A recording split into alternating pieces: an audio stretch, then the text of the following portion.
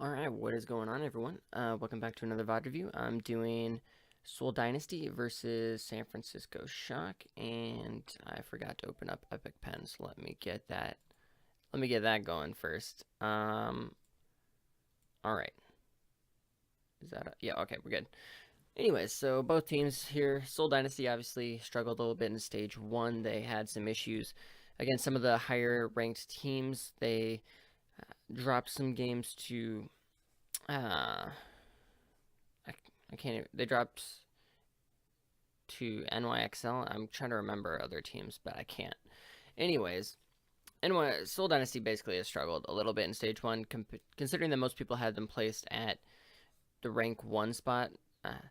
Particularly their tank play from Miro was lacking and unfortunate, and then they also had troubles with their DPS duos. So Fleta's been incredible, but Munchkin and Bunny have had their issues on specifically playing the Tracer role. And then Wakid is kind of a situational guy, so he's had issues. And then Toby and Jaehong, neither of them are really that great at Mercy, so they've kind of struggled in the current meta. Now, Shock, on the other hand, has also had a lot of struggles, but much more struggles than Seoul Dynasty. No one had them placed super high up in the power rankings, and they really haven't impressed much. Yeah, their tank play is pretty lacking. Their support play has been pretty awful. Dak has been one of the worst Mercies in the league. Sleepy's been pretty good at the Zenyatta role, and he's been quite impressive, but other than that, there hasn't been a lot of highlights from the San Francisco Shock team. So without further ado, let's just get right into the match. So first one is Eichenwald. Seoul Dynasty, what are they going to play here? So we got Fleta going on the Widowmaker. I wonder if he's going to just go for a pick and then swap off to like a Pharah. That wouldn't surprise me too greatly. Baby Bay, of course, is playing the Pharah, and other than that, it's pretty standard team compositions for Eichenwald. First point attack. There's no anti-dive shenanigans coming out or anything like that. So Miro has an interesting jump, but I guess he's just getting scouting information. One of the things I just want to point out really quick is that a lot of teams really like to run, usually their diva, but it can be anyone, into this little room here, and they just scout out through this window, and then you can see if there's anyone on this high ground here. You can see if there's any like tanks or Zenyatas hanging out around the payload that's on the point. But other than that, this is a pretty standard setup. Their Seoul Dynasty is playing around the Spire right here, which is really important when you're against a Pharah, because that's your big blocking point. That's your big starting ground for any dives that you want to run. So Flood is actually pushing up pretty aggressively here to put pressure down, and as he's doing that, he's creating space for Miro and Zumba to push up without any fear of getting destroyed by Baby Bay. But while that happens, actually, Nomi dives into the backline. We don't actually see that happening. Okay, so he gets in here, and he's going on to Jaehong. He gets him, but the issue here is that Toby's actually going to be able to get the res off, and there's no way that Dak can res Nomi here. So this is actually going to end up working out in Seoul Dynasty's favor. And with that happening, Baby Bay is going to be put under a lot of pressure here. And oh, that's a big pick onto Dak. And with that, the point's over.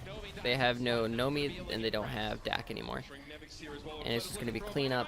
But the thing is, when your main tank goes down, and you're playing the Pharah, you actually are put under a lot of pressure, because no longer does Fleta have to worry about using his concussive blast to peel for his supports. He actually can just push straight forward and pressure Fleta, or pressure Baby Bay, and Baby Bay has to be looking to peel for his supports on the ground. Otherwise, they're just going to die to Miro and Zumba, who don't really have to worry about any kind of shenanigans coming out. That was a really sick play by Fleta. He's just so accurate with these rockets, it's crazy.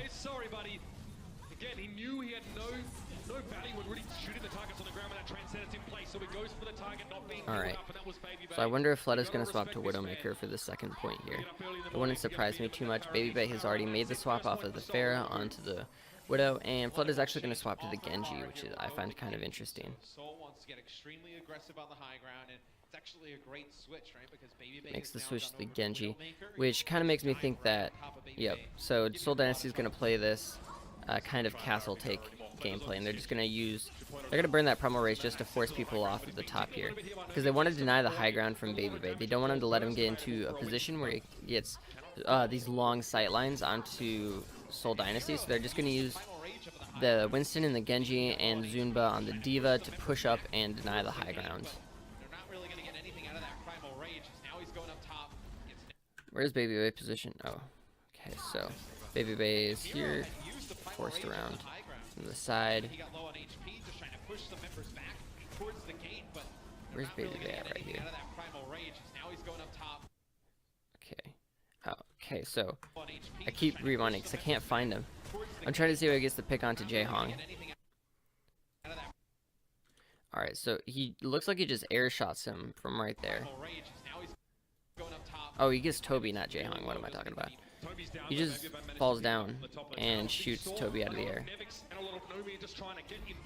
But goodness, can't see what's happening. Free cam doesn't really work very well on Iconvod because you have people running in and out of the castle so much that it's hard to keep everyone in view. So it's kind of unlucky you don't get to see a whole heck of a lot happening from this team fight. That's a really strong cleanup there. So now, of course, Soul Dynasty has to set up in a... We want to see how they set up so that Baby Bay, again, doesn't get these long sidelines, because San Francisco Shock will have enough time to regroup. Baby Bay is actually pushing out right here, which will give him sightlines onto the castle, but it doesn't actually allow him to pressure the supports at all from Soul Dynasty as they're set up on the payload. Look at the pressure that's being put in here by Soul Dynasty for a second there. Bunny was going to go off the side. He gets tagged up with a shot from So Baby Bay is being given a little bit more room here. The tanks have backed off onto the payload for Soul Dynasty, which gives San Francisco Shock an opportunity to dive in. That is a big pick from Sleepy, and the Transcendence is going to be immediately popped out from both teams. Now that Dragon Blade from Flood is actually fairly high value because he gets the Transcendence out, and that's always a worthwhile trade, but it does require that your team really sets up afterwards to punish the Zenyatta with a good dive. And so this is an interesting play from Jaehong. So he's not resetting immediately by jumping off the edge or just getting killed by the enemy team. He's actually staying back here on the flank. And it looks like Shock might know he's there, but this is actually something I just want to, before this fight breaks out, I just want to explain. Soul Dynasty has actually done this before on Iconvald, where Jaehong like lives after a team fight, and so he does this really long flank behind the enemy team and like picks off support or something, and while the tanks from Soul Dynasty are diving in, and it's worked out before. I can't remember who they did it against, but it was a really weird strategy, and it worked out really big for them. So I wonder if they'll try to do the same thing here with Jaehong going in. But the issue I see here is that, so Jaehong is going in on the supports and he's going to get the kill, but the problem is, since he's in the castle, there's no entry point for the tanks. So like you can see the tanks from Soul Dynasty are like out here somewhere, or like I can't see exactly where they are. It looks like they're back here. So there's no way for them to dive in and help Jaehong out with this, so he's basically alone. Whereas when it worked, they were able to get in with Jaehong as he was pushing in and peel for him after he got the kill. Alright. The stall's coming out in full force. I don't remember what happened. Okay, so Jaehong dies.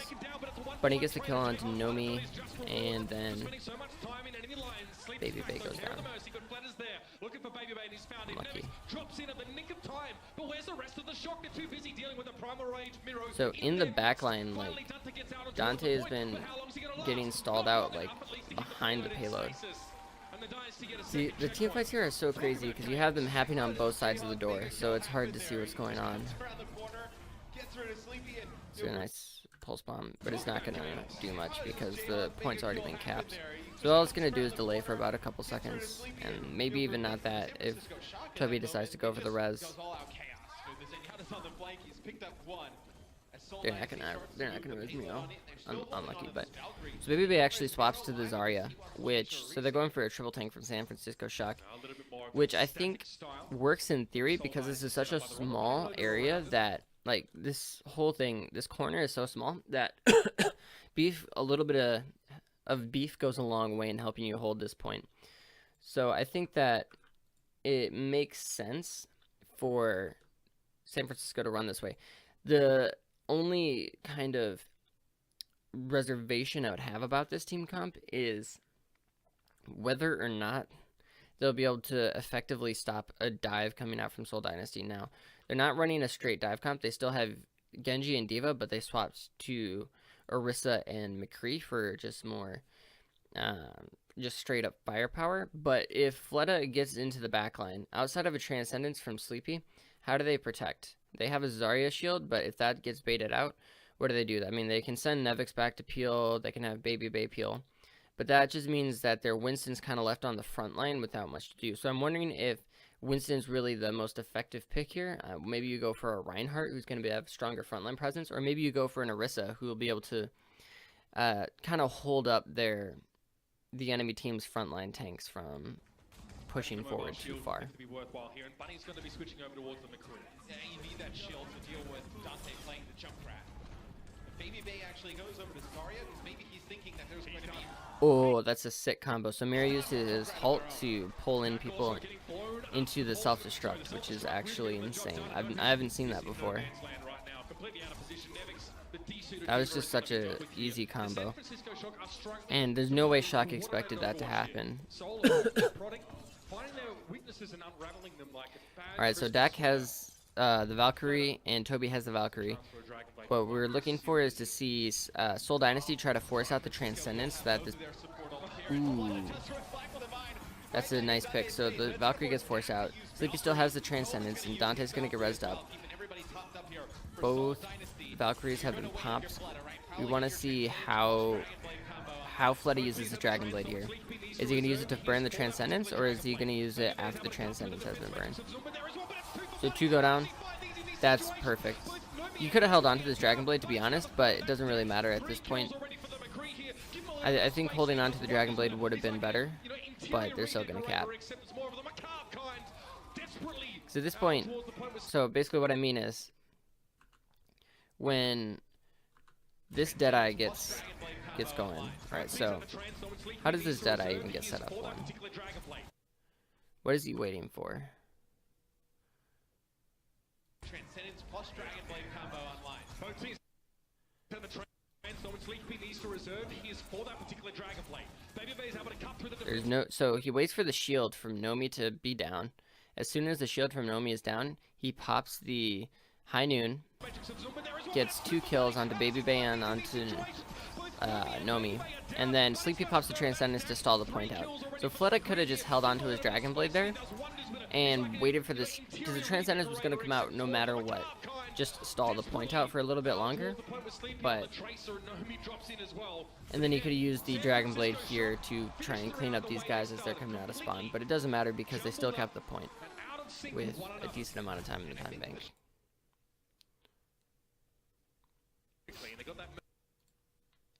Alrighty, so... Too far.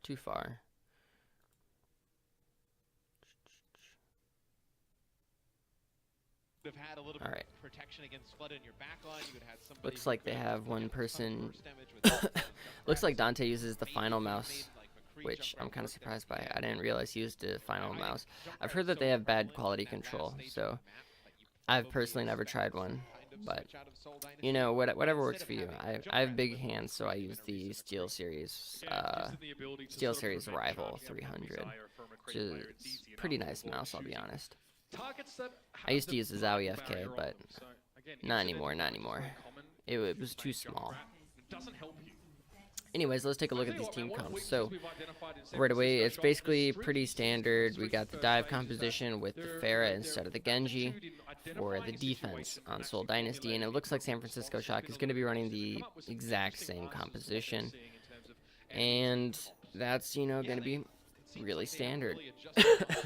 So Zumba's actually posting up a little bit further. I wonder if he's just doing that for information, or if he's actually going to try and dive on someone with Miro.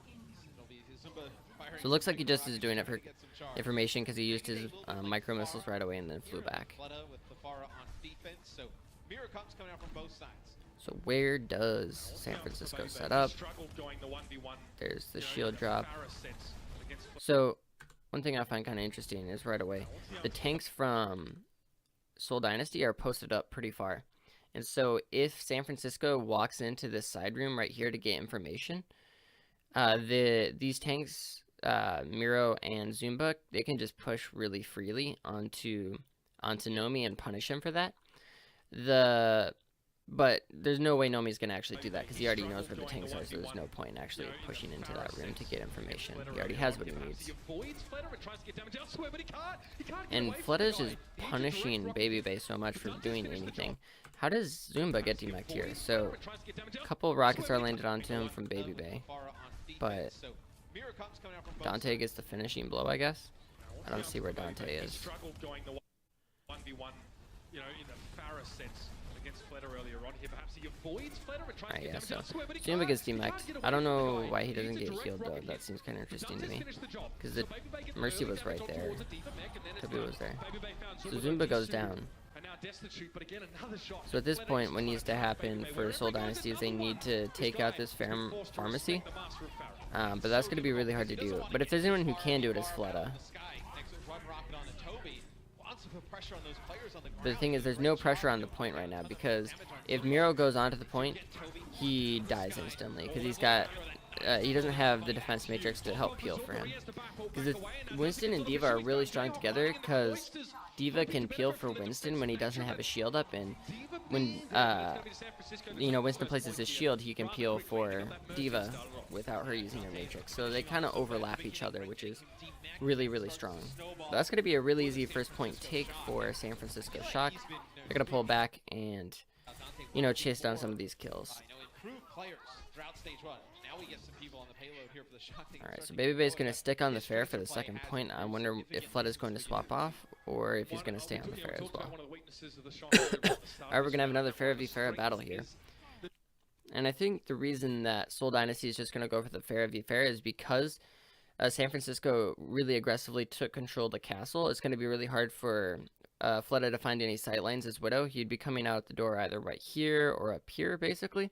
And neither of those options really give him really strong vantage points to put any amount of pressure on San Francisco Shock. Work with momentum, they can generate their own kind of momentum, which, by the way, if you look at the laws of physics, is a very, very, very handy thing to have. So Baby with a barrage now will be looking for the optimal time to let that one go. Yeah, but they can back out here. Toby has used his Valkyrie, so they're going to push a little bit further back. Flood is pushing up really far here. Their own Valkyrie and Transcendence for this next Despite a lot of this pressure being put onto Seoul Dynasty, the payload isn't really moving that much. San Francisco Shock pushed up really far, and then they pulled back really far. But while that's been happening, it hasn't really allowed Seoul Dynasty an opportunity to engage on them, because normally what Seoul Dynasty would have liked to have done is force a team fight right here, but they're not going to be able to do that, at least not yet. Miro's shield is down, and he's going to have to back off to the castle. So that means that Seoul Dynasty, realistically, the best chance for a first fight is about right here or maybe right here. And those are not bad positions to force a team fight in, but if they do lose the team fight without forcing big ultimates from San Francisco, it's going to be very awkward for them as they try to regroup around here. They won't have ultis to hold, and they'll probably lose the checkpoint at around 2 minutes or so. And this first team fight is going to be almost a guaranteed loss just because of the spawn advantage coming in from San Francisco Shock. We need to see how he performs in this 1v1. He takes Fleta low. Again, Nomi could have been there to back up the damage, but he was otherwise occupied. And Azul wants the end of the backline. There's going to be a barrage from Baby. So barrage comes out. That's 2 down. So he keeps his backline alive. That's perfect. Transcendence invested by Jaehong. And that's the teamfight win for San Francisco Shock. They're going to burn their Valkyrie for it, but they'll keep Transcendence in the back pocket. So Seoul Dynasty is going to regroup around, whenever they can, basically. And then they're going to try and force another team fight. They won't have any support ultimates right away. They'll probably have Valkyrie, but other than that, it'll be a Valkyrie versus Transcendence, which actually is in favor of Seoul Dynasty, but they're going to have to dive Sleepy first to try and force that out. Right. Oh, the live view. Okay, so Miro goes down. Sleepy has popped Transcendence, and the Valkyrie comes out from Toby, so now this is a one team fight. Basically, we missed the beginning of that team fight, But basically, as soon as Transcendence is down, the fight is won by Seoul Dynasty because they're going to have the Valkyrie still up. And as long as they don't lose more than 2 players during the Transcendence of Sleepy, they win the team fight. So they lost to Miro, but they take back the team fight. Miro will get rezzed, and then the team fight is... Well, actually, wait, no, sorry. They still have the Valkyrie in their back pocket, so that's a huge, huge team fight win for the Seoul Dynasty. Because they literally just won that. They won that without investing any important ultimates. So it's just kind of an awkward situation for San Francisco Shock now, where they have to build up their support ultimates again before they have a real shot at taking this point. But interestingly enough, the swap comes out, and I don't think Seoul Dynasty expected that. So Baby comes in, he gets this nice sideline, picks off Ryujang before there's any time to do anything. And that's going to provide a huge window of opportunity. Never mind. Unlucky. So what happens is, so Baby gets the pick, right?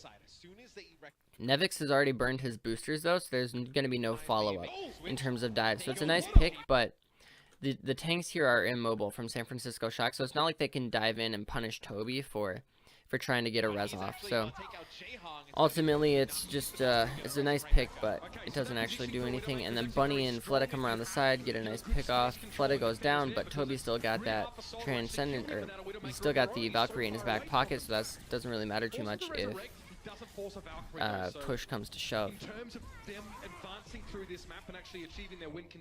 And Sleepy goes down, so that's a huge stagger. Well, okay, I keep saying that, and then as soon as he gets rezzed up, unlucky me. So look at that. Where are Toby and Diva going? They're just chasing down the supports. That's a really interesting route. That's really smart. And that's 2 actual saggers right there. So they're gonna have to respawn. That's another 10 seconds. Well, actually more like 20-30 seconds, because there's gonna be the regroup coming in. And while that's happening, where can Seoul Dynasty set up? So we got Fleta scouting on the high ground along with Bunny as well. San Francisco had to sort of come to them, and then they would be able to respond and be reactive instead of proactive, perhaps, as a defending team. Collecting information now, of course, they got some players up on the high ground. You can see that, like, so Seoul Dynasty is really going in for the dive right now, and I really think this is kind of showing the lack of control from San Francisco, where they're not the ones who are able to get in for the dive. They're burning their mobility cooldowns, and then while they're down, Seoul Dynasty's diving in. So what I mean is, so look at this. So Nevix and Nomi are over here. Sorry, boom, right. Nevix and Nomi are over here. They don't have they're not in a position to dive yet. And so while they're just setting up, Seoul Dynasty beats them to the punch. They engage, they force out the Transcendence just to keep the tanks alive. And now Seoul Dynasty has the ult advantage in the team fight. They have the Valkyrie, they have the Transcendence. There's no way they lose. But again, the Shock aren't making any real progress just yet. So really, the Shock here is just losing initiative, I guess. They're in a spot to attack, but they don't actually have the cooldowns from on their attack. And while they're waiting, Seoul Dynasty pushes in, and you can see that the Valkyrie is popped from Toby, and the Transcendence is still there from Jaehong. So this fight's gonna get stalled out, and Seoul Dynasty has the spawn advantage. So even though San Francisco got some really good kills right there, there's nothing to stop Seoul Dynasty from winning this team fight. They still have the Dragon Blade, and there's no counter to that from San Francisco.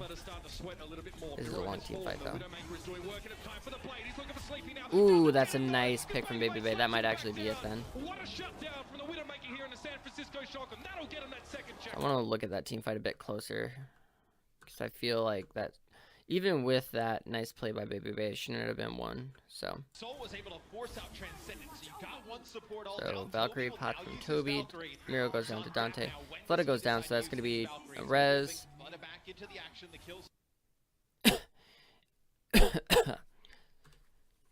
I'll use his Valkyrie. It's on deck now. When does he decide to use his Valkyrie? Toby will bring Fleta back Where's into the Zumba? action. The kill's still How does Zumba die? Okay, Zumba is on point right there. Got one support ult out. Toby will now use his Valkyrie. It's on deck now. Okay, oh, Zumba just falls down. I see what happens there. That's so unlucky. See, look how costly the dive is for the Soul Dynasty, and in the meantime, the payload's moving forward. So use the Transcendence to stall out. And at this point, there's 4 people from Soul Dynasty on the point. Another one goes down. The res comes out from Dak. And so there's 3 people on the payload now, and then another one goes down. So the Dragon Blade comes out to try and get sleepy and even numbers, but that shut down. That's gonna close it off. So even though Soul Dynasty really had the advantage in that fight, they had every reason to win. Basically, I guess Zumba just dies, and that was because of a nice play by Nevix. I assume he booped him off, and then once that happens, the Valkyrie from Toby suddenly loses all of its value because he was able to res 2 picks, but then they were still down 1 because of that death by Zumba, and then they had to force the Transcendence out, and then they lost. Alright, I was talking, I didn't see what happened here. So Dante's going for the flank, he gets spotted out, so he backs off. Soul Dynasty is kind of contained on this corner. They're going to push out with Miro on Orisa.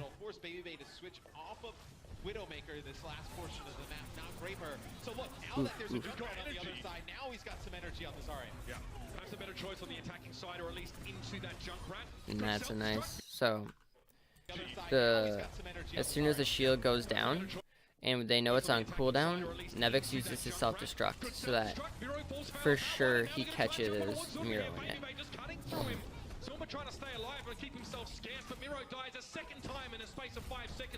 Yeah, and then San Francisco does a really nice job containing the threat of the Mercy on Soul Dynasty by basically just immediately killing Miro as soon as he gets rezzed up again, because he didn't have Fortify at that point because he had already used it. The full stall is coming out. It's already been an excellent defense by Soul Dynasty because there's only 30 seconds left in the time bank from San Francisco Shock, but it will get capped with about 30 seconds left to go. You see on that side how effective Zarya can be against Junkrat. Alright. This could end up being a tie. Ugh. Keep fast forwarding too much. Alright, 15 seconds left until the attack, and we see that Soul Dynasty are playing their standard defense and San Francisco is playing the standard offense. Now what we want to see is how San Francisco adapts their attack. Last time they ended up having a really nice run because they were able to DMX Zumba early. Question now is, will Soul Dynasty allow that to happen? How will they adjust their defense? How will San Francisco adjust their offense? So Soul Dynasty is already set up in the same spot. But Flood is pushing up a little bit further to pressure Baby Bay more, so he can't just get free dinks onto these tanks like he did before to DMX Zumba. Both teams playing around the Spire as always. Flood is pushing all the way around though, and that's really dangerous. Baby Bay is actually laying down a lot of pressure onto. Oof. So Baby Bay, while he was focused on Flutta, the tanks from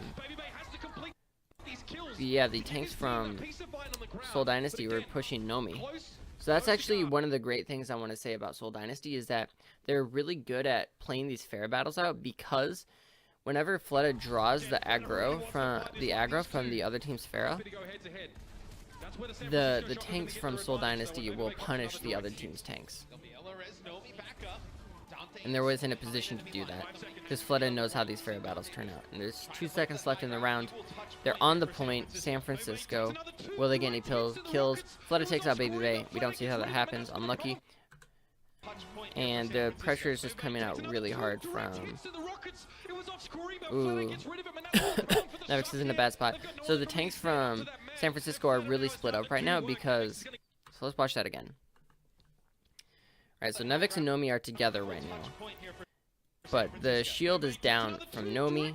Nevix is getting focused out by Bunny, but Nomi is focusing... I don't even know where Nomi is focusing, actually. So Nomi is not even looking at the right people. He's trying to hit someone, but Bunny's the guy he needs to be hitting right now. If Nevix and Nomi are focusing on Bunny, Bunny can't pressure out Nevix because he's getting healed up. But right now, Nomi's not even looking in the right direction. And Miro's coming around the corner, and so Nevix is getting forced off the point, and then Nomi jumps off the point to deal with the Pharah. But that means no one's on the point, and so Nomi has to run back, but Nevix is getting demeched by Fleta. And so now they're down a tank because Nomi isn't focusing in the right direction. I don't know if that's a miscommunication from San Francisco or if that was just poor mechanical play by Nomi, but that's just really awful. Their tanks weren't on the same page at all there.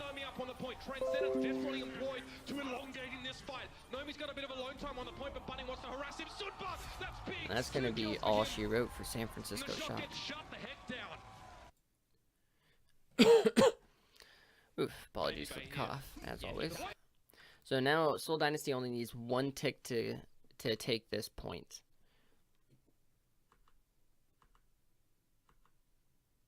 And they have 2 minutes and 7 seconds to get it. Mirror team comps once again. So San Francisco is going to have to play a really, really solid defense here. The question is, where do they set up their tanks so that they can get the drop onto Jaehong? So if they take out Jaehong, really the cornerstone of this team is taken out, and Seoul Dynasty will have to reset. Once he deals with Baby Bay, or if he has a little bit of peace and quiet without having to worry about the other Pharah. So Jaehong's setting up in this little area like he did before. This is where Nomi actually took him out on the first offense, on Seoul's first attack. Fleta goes down to Baby Bay. Alright, this is a nice dive by San Francisco. Shock. They use the pick from Baby Bay to dive onto Zumba, and they take him out. And once that's done, it's going to force a full reset from Seoul Dynasty. They weren't able to get the res onto Fleta, which is unlucky. And after that, that push is shut down, but there's still 1:16 left in the match for the Seoul Dynasty. Alright, so Fleta's pushing up. He's looking to find some kind of pressure. You can see he's playing around the Spire. Which again is such a strong... This is such a strong position because it really allows your Mercy to stay safe while Fleta pressures. So basically, Mercy stays behind this cover and she's unable to be focused by the enemy team, while Fleta pushes out with the beam that wraps around, and then he's free to basically get any shots he wants while his pocket is in zero danger. And so Nomi's getting heavily pressured out, which means that the tanks from Seoul Dynasty are going to be able to loop around, and Nomi's in a really bad spot here. He's at half health. His supports are not able to easily heal him up, and so Dak is going to have to focus on Nomi. Oh, good lord. So Toby gets taken out by Bunny, or sorry, not by Bunny, by Baby Bay, but Nevix gets demeched immediately afterwards. The demech is huge. Alright, so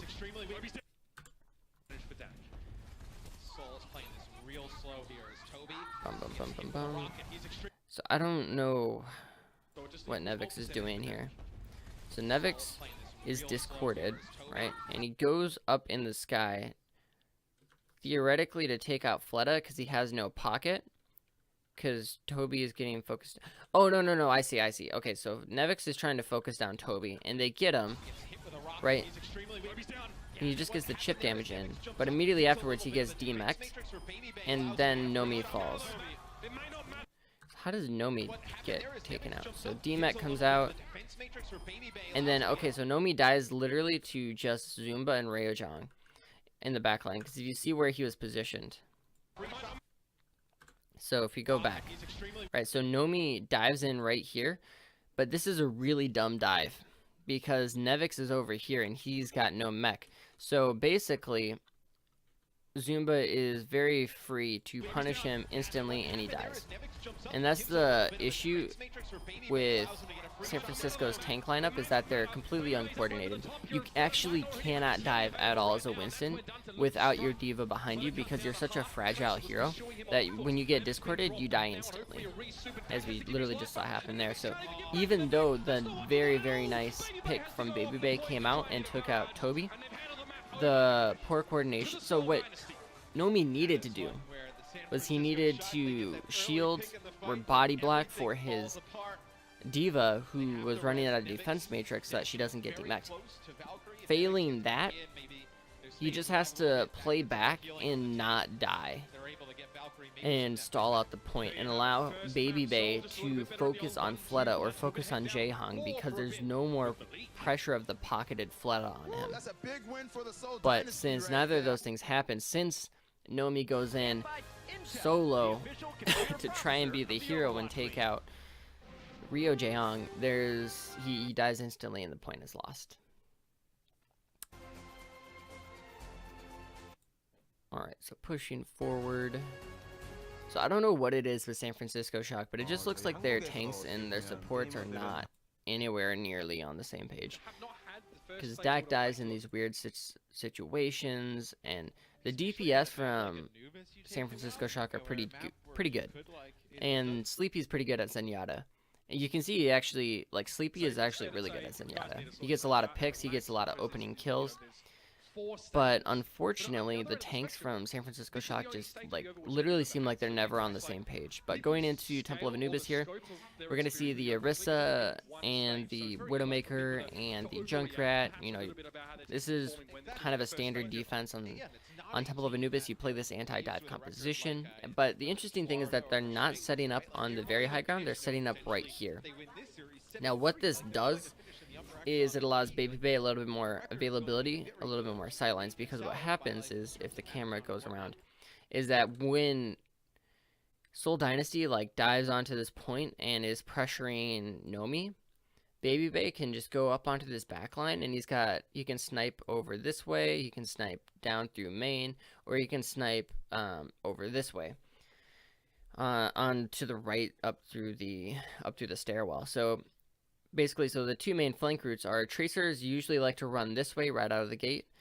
And so when Miro dives onto this point, Bunny is going to be, or sorry, Munchkin just got subbed in.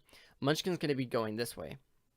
And there's going to be no shield on Munchkin, so it's going to allow Baby Bay free sight lines to take out Munchkin. So that's the idea behind this attack.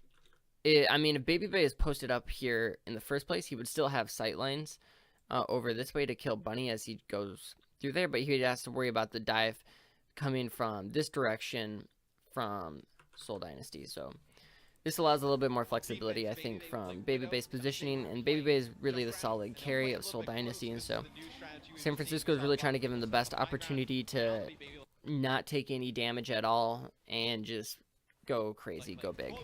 When they start to dive in, he'll jump back out to this position. And again, Seoul are playing the same So Seoul knows exactly where San Francisco is set up. They get the spot out. That's a nice little... Ooh, that's a nice little play by Nomi right there to try and pull out Fleta. So Baby Bay knows where Genji is going to be at. He's got the sidelines. And really, Seoul Dynasty is just getting stalled out here. They're waiting for the opportunity to dive in. Alright, so the dive comes, and Miro does not actually end up being able to get onto the ground right away. He misses his shield placement, so that's going to be a really rough dive. There's not going to be any kills coming out from Seoul Dynasty, and in fact, Miro will fall in the end. And really, that just comes down to the poor dive. But so the reason that happened, let's just talk about that for a second. So Miro is posted up on top of that little statue there. When he dives in, he turns around backwards so that Baby Bay can't headshot him for 300 damage.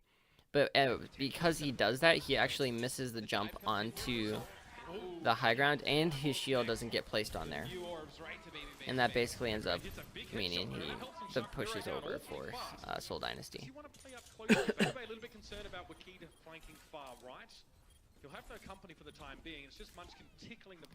Ooh, Jaehong's pushed onto the high ground, but he's in a dangerous spot now because Nevix is going to be coming up, and he's going to have to back off real quick there. But wait. Oh, this is really smart. Okay, so Dante, you can see right here, he goes to put some shots that way, but he hears Fleta behind him doing his little thing, and so he turns around to try and punish Fleta. But while that's happening, it gives Jaehong and Toby a little bit of time. They still end up going down to Nevix and Baby Bay, but that was really smart, I felt. It gave his teammates the best chance at escaping, even though they did not. Flood is not even in the game. I just realized that Wakid is playing for Seoul Dynasty. I am not a smart guy. It's not Flood, it's Wakid. Now you won't see it, but he's in the back line, so we'll have to see a different setup position for Baby Bay here. And Zumba's all the way in the back there with Wakid, pretty much by the mega health pack, by the archway as we go towards point B. He's now wrapped all the way back out. Still behind. This is a really solid defense by San Francisco, but is mostly been enabled by poor play from Seoul Dynasty. So what I mean is that basically San Francisco has been doing everything correctly, but their defense would not have lasted this long if Seoul Dynasty hadn't messed up their attacks, because the first point is heavily in favor of the attackers. And so even with a really excellent defense, it's almost impossible to hold this point for too long. It was the Gladiators who actually had this situation, right, where Surfer was behind the lines for so long and it backfired. All right, Mercy's down though. Remember, This is smart positioning from Dante. He knows where the Seoul Dynasty are coming in from, and as soon as he gets the information from his team that that Zumba and Miro have vacated this area, he goes in to kill the supports. Mercy's down though, so this is going to be tough for the Dynasty. They're going to have no resurrects here, and Munchkin realizes that he's probably going to be the only player on the point for the duration of that fight. It has to be a big plug pull for Seoul. and Zumba goes on the flank to try and get with Wakid, and Nevix like isolates him. No I actually think that was a really smart play by Dante. That was actually really impressive. Anyway, so Wakid is standing in the back here. He has his Dragon Blade, and Sleepy does not have the Transcendence, so that's going to be a big ult to look for in the next fight. How is he going to use this? He's not going to go in yet, but he's just creating space for his tank, because you see, he pushes back both Dak and Baby Bay at the same time right here, just by his presence. He doesn't even do anything, really. He just sits here, and then Swift strides backwards.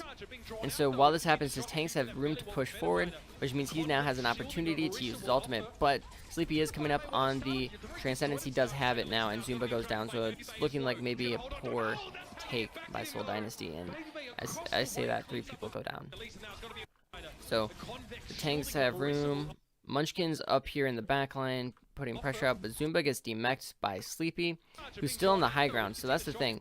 Zumba uses his charging boost there, whatever, to take out the supercharger by Orisa, but he's not able to do so, and he gets taken out and demeched right away. So that was some really smart positioning by the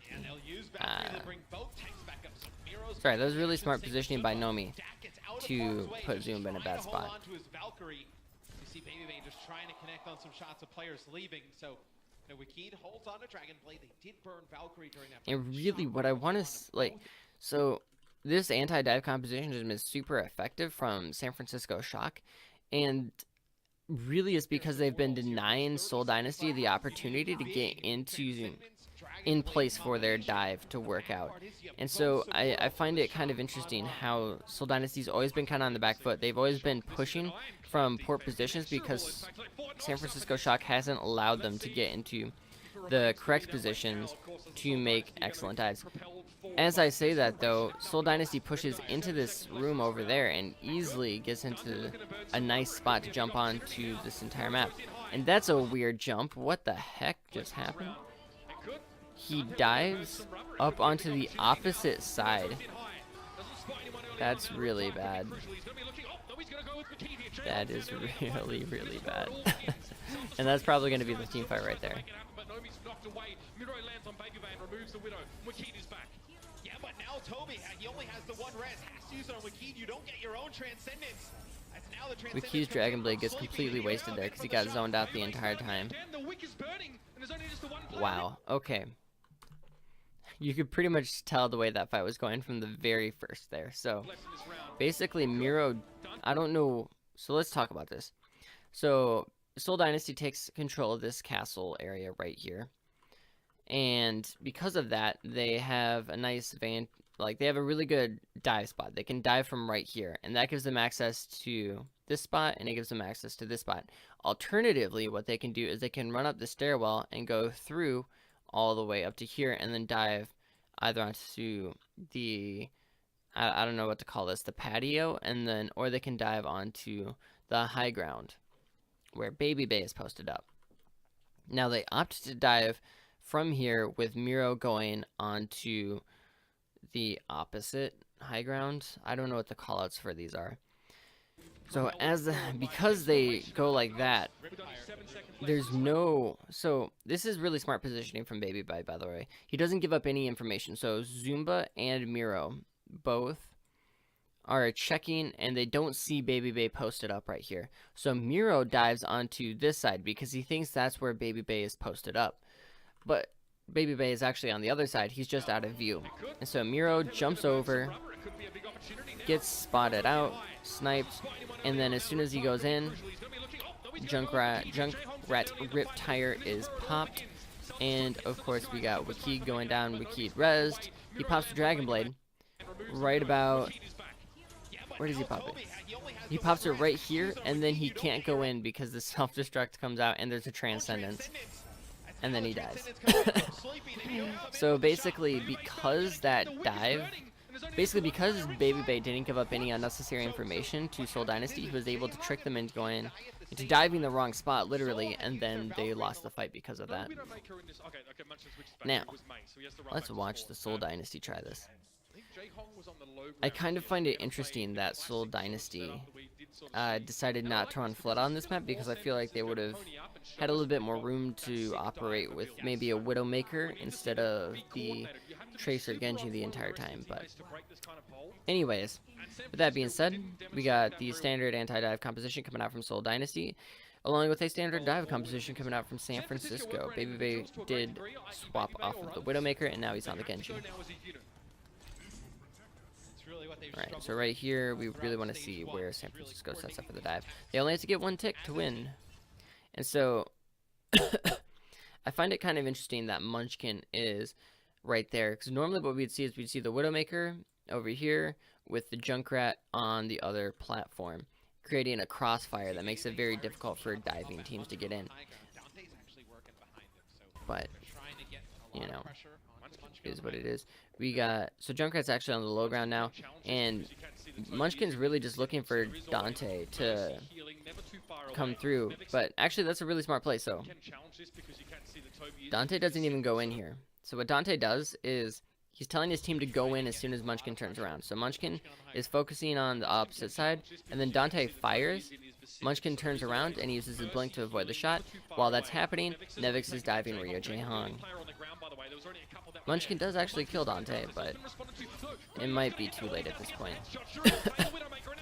Pressure is coming out onto Toby. Toby's got nowhere to really jump to except for the Widowmaker on the other side. Gets the res off. That is pretty big. The D-Mech is going to come out onto Zumba. Zumba's going to go down, and then Wakid's got to be the hero here. Wakid goes down. So that's probably going to be the first tick, and that's really all they need. So it's going to be an easy point A take by San Francisco Shock. And it really comes down to that really excellent play by Dante to kind of mind game Munchkin on the top there. He really...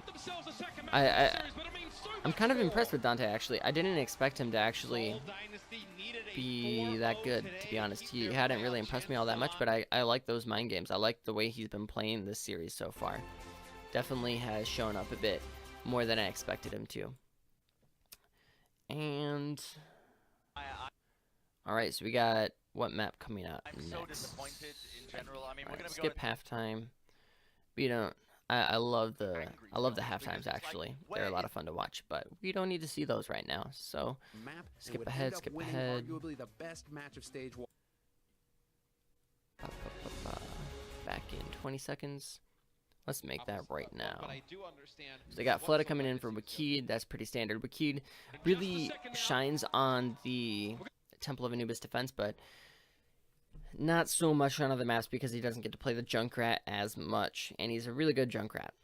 But we're on Ilios now, so we got Fleta coming in with Bunny on the Tracer and Fleta on the Pharah.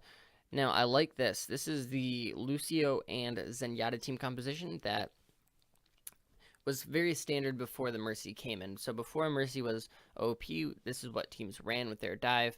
Rio Jae-hong is, of course, a very, very strong Zenyatta, and Toby is, he's known for his Lucio play, not for his Gonna be starting on well. Mercy play. Whereas San Francisco Shock coming on the other side is running the exact same composition, except they have the Mercy instead of the Zenyatta. So really the big wins are going to come up for Seoul Dynasty when they're able to use that Discord to punish the tanks very, very heavily from San Francisco Shock. And we've seen that they haven't been as good at staggering their defensive cooldowns, and that really hurts them, especially if they're going to be going up against a Discord when they don't have their own to help them out.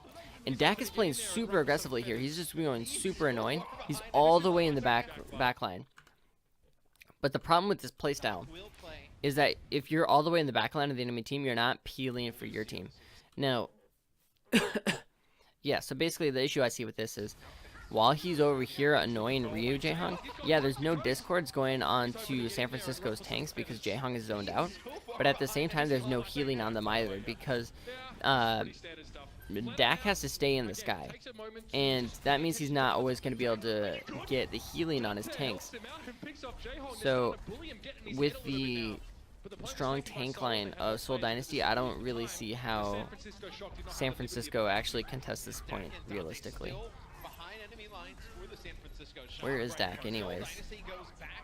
Is he still harassing?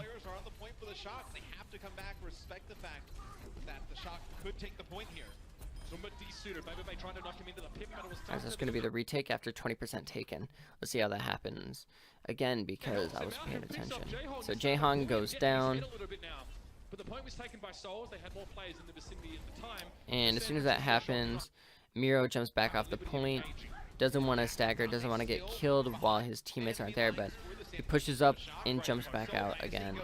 Whereas Zumba gets left on the point, and he's going to get demeched and taken out with Dante in the back line, focusing him out. And so, basically, Toby's going to be running away.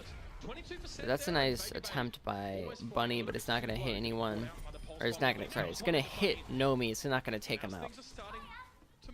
We were laughing, you know, Dak and Dante so far behind Seoul Dynasty, but those two players Question is, stay alive for so long opens up whoa, okay, that's a nice pick by Dante. Dak is nowhere to be seen. Sorry, Dak is over there, never mind. Dak is right there. He is not in the enemy backline. So he's playing a little bit safer, playing a little bit further back. They have control of the point, they just don't want to let go of it. So all they have to do is literally peel for the San Francisco just has to plant their tanks in the corner of the point and not let them die.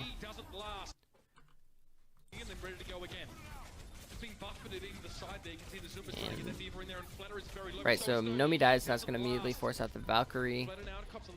Baby is trying to pressure out Toby, switches over to Ryu Jaehong. And Miro almost goes down, but he pops the Primal Rage. Flood is in the backline pressuring. That's a very, very nice dive right there by Nomi with Baby Bay to take out Jaehong and Zumba. So that's probably going to be the point hold by San Francisco Shock. Let's see what set that up. So Baby Bay spots out Zenyatta on this high ground. Nomi doesn't have his shield cooldown, but he does walk over into a spot where he can jump onto Ryu Jaehong. And they know that Baby Bay has the barrage, so they can pretty much freely do this. And Zumba actually burns his charge. Sorry, his rocket boost. So Zumba burns his rocket boost, and as soon as he does that, Baby Bay is completely free to ult here, because once that is down, there's no more pressure coming out from the D.Va, and D.Va is the most reliable hero at killing Pharahs who are in the middle of their barrage animation. But the Valkyrie will come out from both support ultimates coming out from Seoul Dynasty to hold on to this. Both are getting res, but as soon as Jaehong runs out of Transcendence, that's a nice stick. Alright, so we're watching stick goes down. Both tanks are down from San Francisco Shock, so that's going to be really hard to hold the point now. Once your tanks go down, the fight's over. Down the well he goes, and Dak will follow. 69% to 23, the Shock are out in the lead. Alright, so Seoul Dynasty invested both support ultimates into that fight. So Dak and Sleepy will both come up with their ults before Seoul Dynasty has theirs back. So that's an opportunity for the retake there at 70%. So if San Francisco Shock does do the retake, they will be able to hold on until overtime, most likely.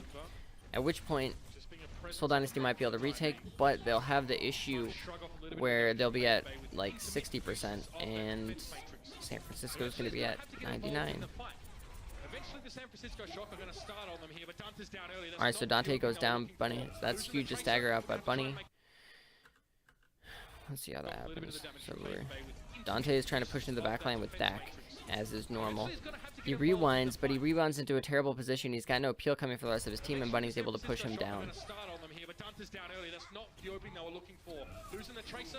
So the reason that kill onto Bunny happens is because Dante comes from this angle, whereas Dak and the rest of San Francisco come from the high ground, which means that when Dante recalls, he's not able to protect himself. Basically, he gets closed in on by Miro and by Bunny at the same time.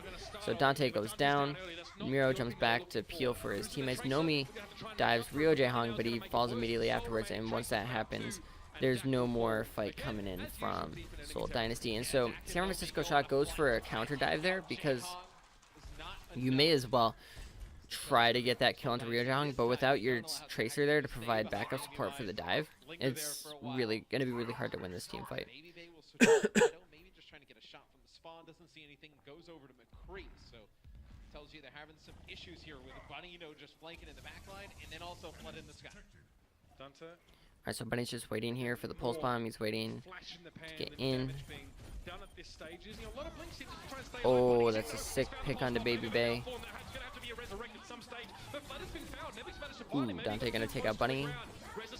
Reses are coming from both teams. Sleepy and Toby have both popped the Valkyrie. But it looks like Duz are permanent at this point. Flooded gets a really nice barrage, and he survives. He gets the D-Mech and the kill onto Nobi.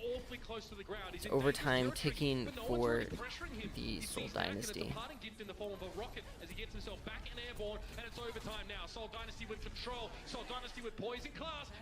Alright, and there it goes. That's the point take. So right away, let's watch this team fight. So this is the last team fight for San Francisco Shock. They know it going into it. There's 85% on the board. Dante spots out Bunny, but Bunny just goes right past him, gets the stick onto Baby Bay, which forces out the Valkyrie from Sleepy. He's gonna get the res off. So many kills happen right here that it's really kind of frustrating because I can't see them all. Nevix kills Fleta. Zumba kills Dak. Dante kills Bunny. Toby and Dak get res. Self-destruct kills Zumba, which is really big. But Nevix gets demeched right afterwards because of this brilliant barrage. Nomi dies at the same time. There's no rocket jump from Nevix, so he can't punish Fleta for doing it. For going for a greedy barrage, and that's going to be the team fight win because Baby Bay gets killed by Miro. The stall attempt is going to come out from Dak and from Dante, but the wick is going to burn down. I kind of just shoutcasted that because I didn't see enough of those kills to make a real analysis of what's going on. Like 5 kills happened at the same time, and I couldn't free cam it.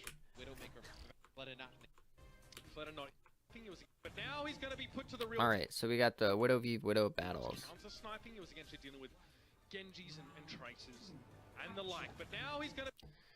Alright, so mirror team compositions from both sides.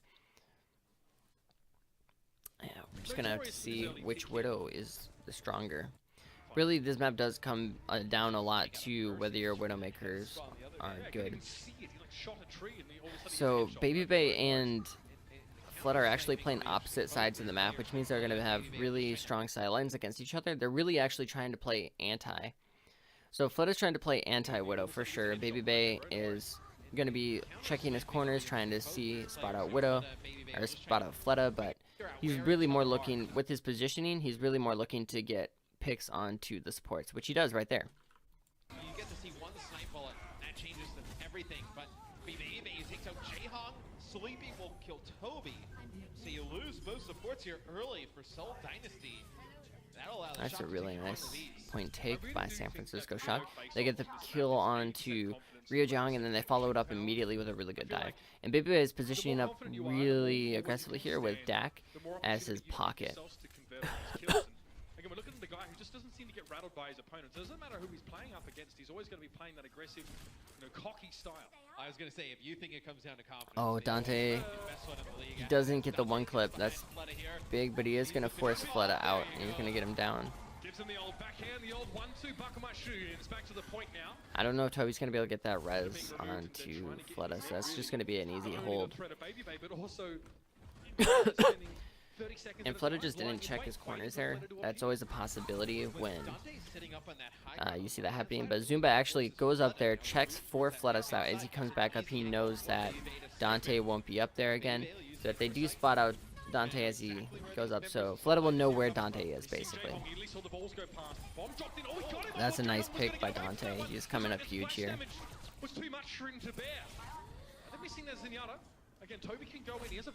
That's a nice pick by Fleta. And he's going to get out safely. It's not going to mean too much for this push unless, okay, he just gets another pick right there. You know, so that forces out the Valkyrie. That's huge. Even if they don't take the point, it's going to allow them to take the point next fight. Valkyrie's invested by both teams. So really at this point it comes down to who wins. So Ryo Jaehong dives onto, sorry, not Ryo Jaehong, Miro and Bunny dive onto the back line.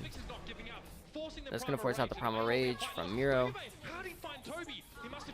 Jeez, where are these kills coming from? Anyways, Nevix is going to go down. That's going to be the point take for Seoul Dynasty, but they invested a lot into that. There's only one support ultimate coming out from Seoul Dynasty, whereas San Francisco Shock is going to have 2 up before Toby has his Valk. Ultimately, what we're looking at right here is the pulse bomb from Dante on the retake. Can he use it to force out the Transcendence from Jaehong? Because if he does, that's going to be really important. But Sleepy gets taken out right away, so that's going to hamstring the push, especially with that res going down. That means that Dez on, if Fleta can take out Baby Bay, that death will be permanent, and that's going to spell the end of this push. See what kind of angles Fleta gets. One pick could decide this game right now, especially now that Toby doesn't have his Valkyrie. It looks like Fleta knows where Baby Bay is, so he's trying to find something. This is that shot. Zumba's down, Fleta now goes to the infra side. He knows he needs to remove Baby Bay as a factor in this fight. So he's keeping tracks on him. You can see the wireframe. Oh, that's sick, right? So there's no Valkyrie. Oh, sorry. Dak just used his Valkyrie. That's a really nice pick by Sleepy. It'll be Jaehong using Transcendence here on the point as Fleta gets Baby Bay yet again. They have to pressure him out, or else Soul will be able to hold this. I don't think they can. No, the shotgun gonna take. These fights are so chaotic. Wow. All right. See what kind of angles Fleta gets. Trying to find Nomi. Right now, especially now that Toby doesn't have his Valkyrie. So he knows where. So they know where Fleta, or sorry, Baby Bay. Seoul Dynasty knows where Baby Bay is standing, so they invest 3 members plus Fleta to try and get him out. Dak is on the back foot here. He's getting pushed out. Fleta's trying to find the pick on him. He gets the body, but he doesn't get the kill, which means that Nomi is now pushed into a bad spot. Why is he there? Doesn't have his Valkyrie. Baby Bay seems to be not interested in challenging Fleta right now. Nomi jumps up and then just falls back down. Almost goes down, but pops the Primal Rage, and Baby Bay manages to DMAX Zumba in the background. While that's going on, Dak is trying to heal up someone. Doesn't heal up Zumba. Big pick onto Baby Bay. Bunny gets Sleepy, Dak reses Sleepy, and Baby Bay. Big picks by Sleepy. Devs are permanent right now on both sides, but San Francisco manages to push back Fleta.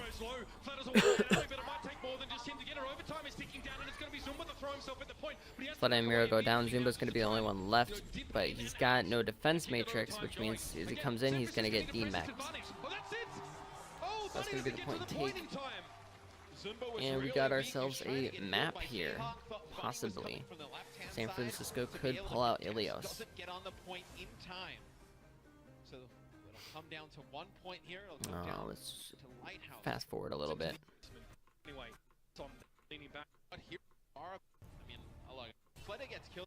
This is Widow. This is a Alright, so Baby Bay is playing Widow. You almost never see this on Lighthouse. So they're just going for the surprise factor of this pick. I assume that they'll swap off of it after the first point, but they get the kill on the Fleta. It'll probably get rezzed up by Toby, though. Yep, there it is. And now that they have knowledge that there is a Widowmaker on the field, it's very likely that they'll just play around these sight lines, and they're going to try and... So Seoul Dynasty is going to be looking to get a dive right here. As you can see, Miro jumps up. And there comes Fleta, there comes Zumba. They get the kill onto Dante, though they don't get Baby Bay. Sleepy falls in the background, and Fleta gets 2. That's huge. Dante gets rezzed. Toby and Miro go down. How do they go down? We don't really see anything right here. Alright. I'm glad we're seeing absolutely nothing while... Yeah. With rockets, but Dante takes out Bunny and Fleta. Nevic's still here on the point. It's a really good heals coming in from Doc. Alright, so that fight was kind of won by the time we actually saw the action, so that was unlucky, but there was a really good game plan by Seoul Dynasty. So they dived on to Baby Bay. They didn't actually get him, but they did get Dante. Should have... I don't see how they lost that fight, but it looked like it was really good for Seoul Dynasty. I like their attack. It was really coordinated and smooth.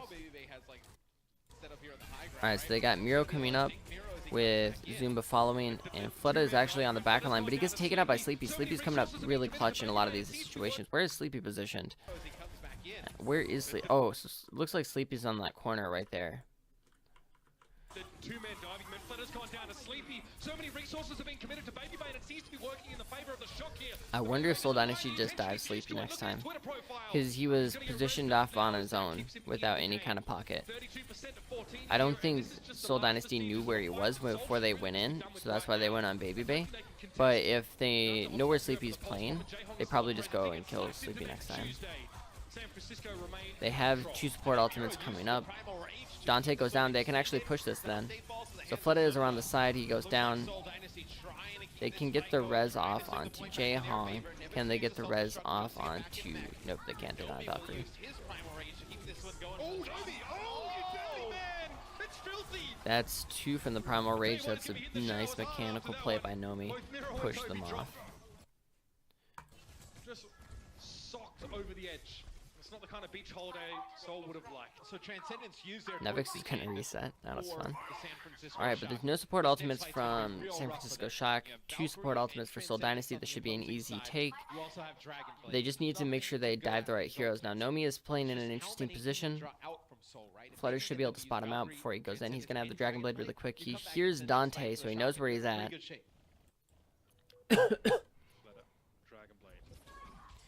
Alright, so San Francisco or Seoul Dynasty all dives in from the same angle.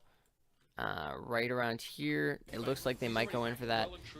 They want to try and use that, so they invest the Transcendence just to get onto the point. They know where Sleepy and Baby Bay both are. They can use the Dragon Blade right here because there's no Transcendence. They're going to cap the point though, so they might just hold on to their resources. The dive will come in on this position. Bunny does take out Dak on the back line, on the back side. And the dive goes in onto Baby Bay. Miro goes down though. Miro goes down on that dive. That's actually pretty big. They might be able to. San Francisco might be able to make something happen here. The Dragon Blade is still available, and there it is. It's popped. Be able to invest onto Baby Bay with the res coming out. Sleepy might go down here. Fleta's on him. No peel comes out for Sleepy. That's big. Fleta goes down. The res comes back. This might be a map take for San Francisco. It's looking really good for them. Miro goes down. Wow. That was nice. Really nice by San Francisco.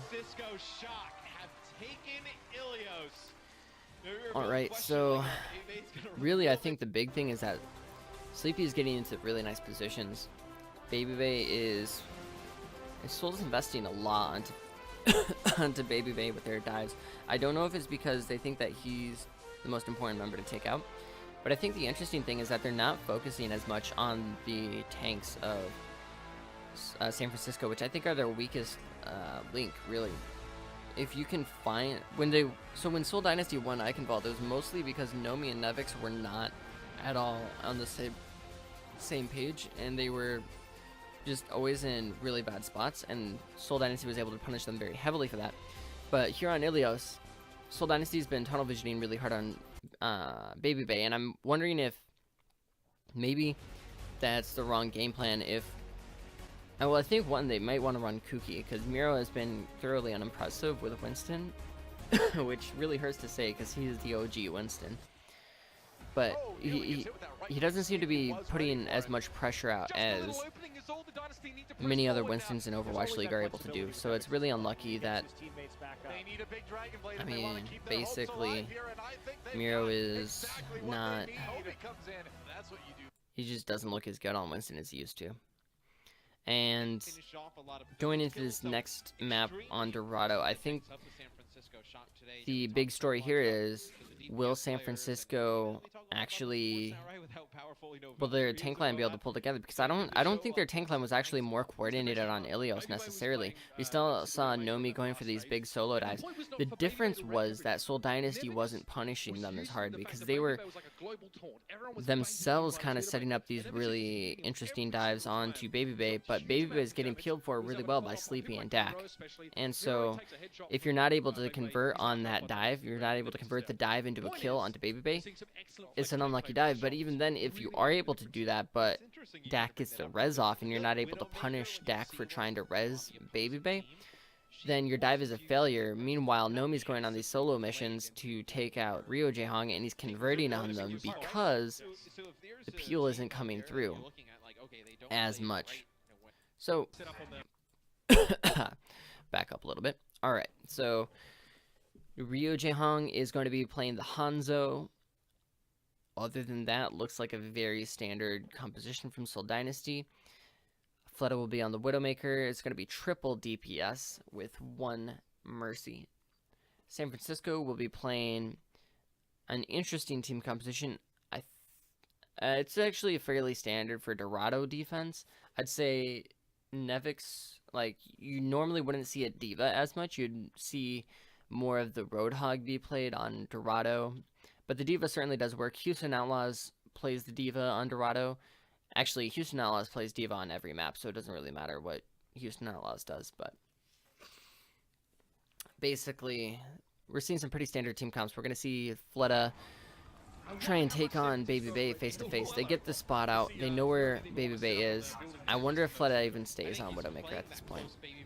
Because the issue with playing Widowmaker into San Francisco's comp is that Baby Bay is always just going to sit on this Orisa shield, and it makes it really hard to get the 1v1 on him.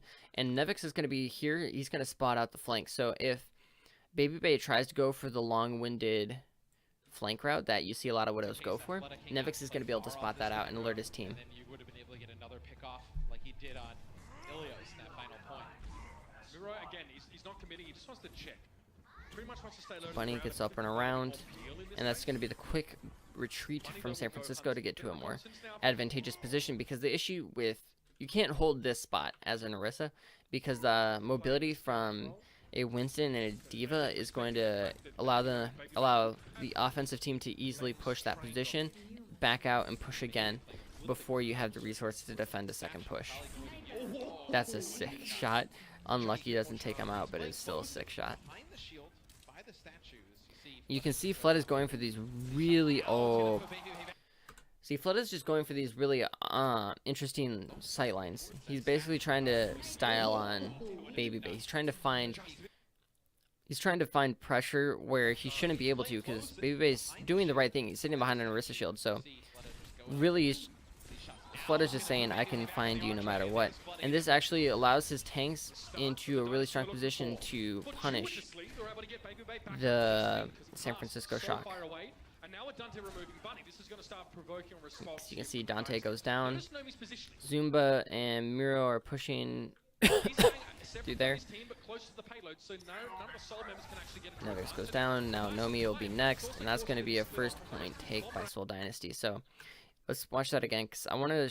So basically, Fleta's first pick, getting Baby Bay down. We saw that already. Miro's over here. I don't know where Zumba is. So the Dynasty we're looking for. But the res comes out. Bunny is already pushed forward. He's pressuring. He's going to get taken out by Dante's Junkrat. But Zumba is going to push Dante at the same time from the opposite angle. So Miro's pushed through here. Zumba's pushed through there. Then Miro's going to rotate around and pressure Nomi, and Zumba will come back around. And Nevix gets demeched in the process. And then it's just going to be easy. An easy push. He's down when Jaehong finding Dak. It should be pretty smooth sailing for the Seoul Dynasty. Yeah, Fleta able to pick up some picks in this fight as the payload will continue to move here. Seoul should be able to take point A. What is the response from the shop? Do they change here? Because now they're going through this second portion of the map. We've talked about it. We've seen it in the past. I think it was the Florida Mayhem Mirror series against it was Seoul, right? When it was Tavik trying to shoot. Alright, so high ground gets scouted out by Seoul Dynasty. Infrared is popped. BBB hasn't come up on his yet, so there's an informational disadvantage for San Francisco Shock. Sleepy's going to check out that corner. They're going to know that Fleta is there. Now the informational disadvantage goes the way of Soul, so they're going to play it safe. They're going to back up. They're not going to give any sidelines to BBB's Widow. They're going to provoke a response from Seoul in just a second. They're just standing close to the payload. They're keeping it stationary, and Seoul are going to get annoyed eventually and be forced to try and get rid of them. So the dive, there's kind of a soft dive coming in. Dante is pushing forward, but the tanks aren't willing to commit onto Seoul Dynasty yet, and Baby Bay gets the pick onto Fleta in the midst of the confusion. So as soon as that happens, Nomi and Nevix are able to commit to the team fight, and they're going in. But it's like nothing really happens there. There's no hard way to lock down anyone right now. So until like engaging onto the enemy team's tanks won't do anything if there's no lockdown. If you don't back them into a corner, basically, or if you don't burst them out. Baby gets forced out the high ground right into Bunny's waiting arms. Can he get this D-Mech onto Nevix? Oof, unlucky.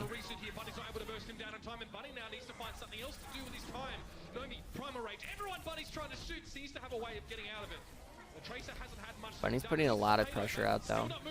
Both Transcendences popped as soon as these fall down. Oh, Miro goes down because he's not in the Transcendence of Rio Jaehong. This is going to be a big pick for the San Francisco Shock. So they force out the Resurrect. There's no Valkyrie from either side. Does our permanent at this point. Unless Dak gets that res.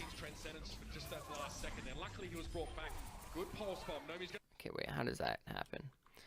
So Nevix is on the low ground while Nomi is on the high ground. Nomi drops down, Nevix gets demeched, and then as soon as Nevix gets demeched, you see Bunny go in for the stick onto Nomi, and that's going to be all she wrote for the tanks. Dak goes for the really aggressive res, so Dak is resing right there. And so Dak goes for the res because Dante is back here and he's getting focused out by Miro, and so they know that the only pressure is going to be coming from Bunny, and Nevix is trying to peel for him by standing in front of Dak in between Bunny and the Mercy. Fleta gets a really sick pick though. And that res onto Nomi doesn't look like it's going to do anything. It's going to go down right away afterwards because his support gets taken out immediately. So Bunny takes out Dak, Fleta takes out Dante, and that's it. Nomi can't stay on the point any longer, and he's going to die. The shots he hits on Widowmaker is so sick, whether it's Widow or Farah, Genji. Oh my god. Oh. The guy is insane. Yeah, it's just waiting. It's kind of a crossfire setup right here because Bunny's on one side, Miro's on the other side. They're just getting information. Locking down both flanks means that there's no way that Baby Bay or Dante can push through without getting spotted out by Seoul Dynasty.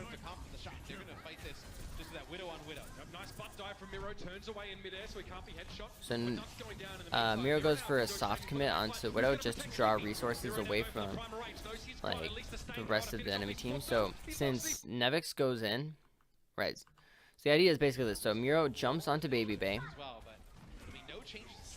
As soon as that happens, Nevix comes in for the peel, and Miro just backs out. And then now Nomi's on the low ground all alone. I feel like Miro should commit onto this, but instead he goes for the supports. And at this point, there's no peel coming in to stop him from taking out Sleepy, or at least pushing him around quite a bit. Then Nomi and Nevix go down in the front line because there's no supports healing them up. Very excellent attack from Soul Dynasty, very coordinated.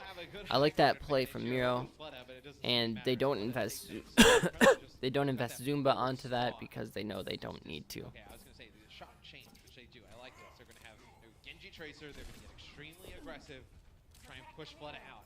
It'll be Toby who is Valkyrie here in this situation. So Soul should be able to continue to move this payload on forward.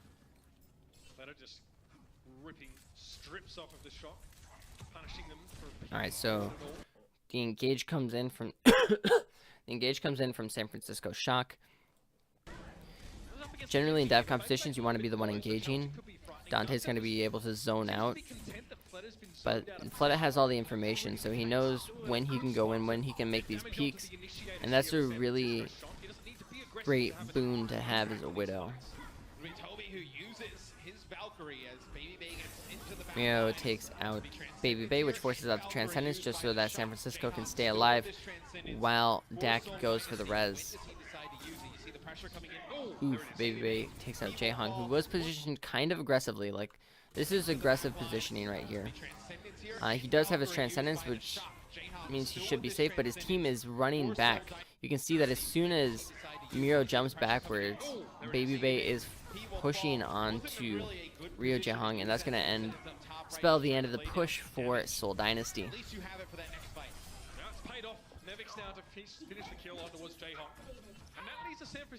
Right, and so going into the next team fight, Jaehong will still be holding on to his Transcendence. Toby and Dak are even Valkyrie-wise, and Sleepy had used his Transcendence in the previous fight. There's going to be no big offensive ultimates coming in from Soul Dynasty, so we're just going to be looking to see a straight dive versus dive, and where Sleepy ends up positioning is going to be super important, because if Soul Dynasty is able to get a very easy dive onto him, it's going to be big. The Miro goes all the way super deep, super deep, and there's no follow-up from Zumba, so this is going to be very difficult to get in. Flood is all alone basically here in the backline, but oh, the Harmony Orb is going to keep him topped up just enough that BB won't be able to finish him off. I don't know how Miro survived that, to be honest. Like, you look at how long this dive is. Miro goes big, all the way across. He's at about half health right here. And I actually have no idea how he survives. He's at half health, and he's just going up and up. He's got healing on him, but I don't... Kind of confused. They just tunnel vision on Fleta, but San Francisco needed to punish Miro here because there was no defense matrix on him. Look at this. Alright, so Zumba does have his rocket jump, but he doesn't go in. Miro is all alone here. Zumba is up here. There's no defense matrix on this monkey. There's no mercy on this monkey, and the Harmony Orb is on Fleta. There's literally no healing for Miro at all. He pops his Primal Rage, but still, how did they not get this guy? Look at that. Oh, that's so earth-shattering. Maybe I honestly think maybe they should have popped the Dragon Blade just to kill Miro, because if you think about how much damage that does, that's doing like 300 damage per swing of the sword. Not 300 damage. This does like 200 damage per swing. So you, with the Discord going on, and then you have the rest of the team focusing in, they can honestly kill Miro right away. And there's no Transcendence, and then they can punish Toby immediately if he tries to go for the res, or they can just go on to Jaehong afterwards and go for the dive. Ooh, Zumba gets killed. Transcendence popped. Now Baby Bay finally does the Dragon Blade. That goes down. Nomi goes down. It's almost like that was baiting out some of the abilities on the side of San Fran. They've used the Valk. They have a trance. Yep, Evix will actually... Okay, so he's going to switch just to get him back up. Sleepy does have Transcendence here for the San Francisco Shock. You need to hold on to that for that Flooded Dragon Blade, though. Nemesis Low is going to be DC'd in just a second, and the pulse bomb might be compounding the issue. It doesn't land on anyone. In fact, it doesn't claim any lives. Fleta went down a Baby Bay in the meantime, but is brought back instantly. He needs to make use of the Alright, here comes the Dragon Blade. Big dragon. He's found it. Dak will be dropped. That's going to be the point for... It's going to be 3 points for Soul Dynasty. Nice last fight there. That's my analysis of that last fight. It was a really good fight from Soul Dynasty.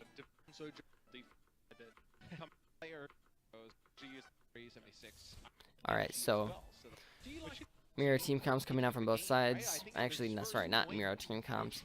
Dante will be on the Genji instead of the Tracer. Genji is great, like if you want to go on like a long flank, right towards that right-hand side and go all the way around. All right. But he's very susceptible coming through the chokes. So this is fun positioning from Bunny. He's going to be in a crossfire with Miro and Zumba. This is where a lot, if you're playing dive tanks on defense on Dorado, you always set them up here just so they can get a little bit of information, a little bit of poke, and then they can always dive backwards to get healed, and they're completely safe. And it allows you to know exactly what team comp you're up against, basically.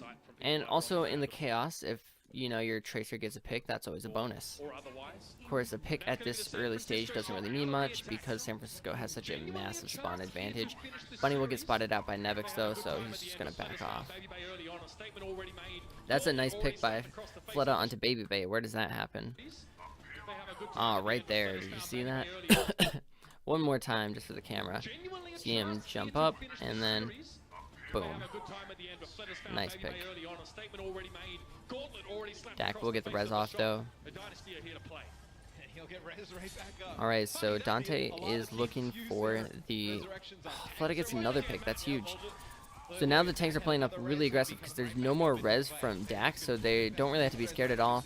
Jaehong's just going to be throwing discords and orbs from the back line. That's going to be huge, and Jaehong gets sleepy. So basically they're just getting staggers and staggers on staggers, so it's going to be really hard for for San Francisco to actually make any big plays happen here.